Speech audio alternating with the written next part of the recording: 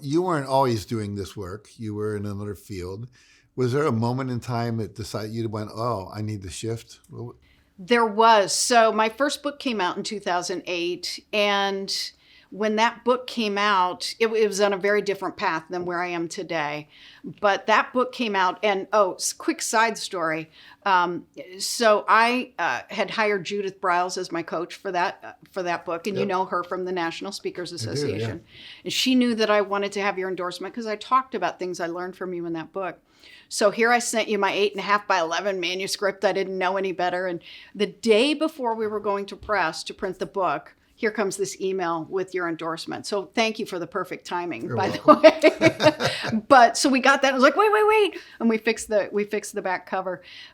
So it was included. But what happened was about 6 months after my book came out, the company that I was working with, I was in corporate sales for many years, decided that they didn't need a rep anymore out here on the West Coast. And I just went, okay, I'm diving in.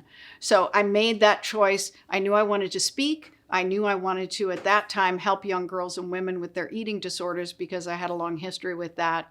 And I dove in. So that really was kind of the kickstart to that. And then that path, as I say, has been, over the course of almost 17 years, I went back to support people in corporate, which I knew I would at some point. Yeah. I'm curious. A lot of people want to make that transition from what they're doing to something more like what you did. Mm-hmm.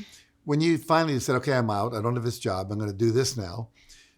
Can you just give us a little taste of how you got started? In other words, you got some speaking engagements, you started empowering women and girls. What was that like?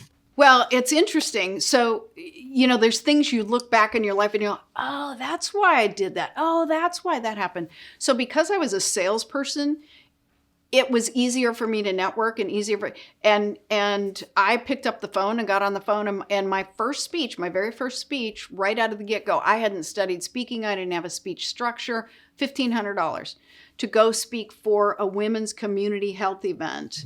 Mm-hmm. So I did that and then bumped into somebody. So I believe in synchronicity, right? So I bumped into somebody who said, what you should do is you should coach.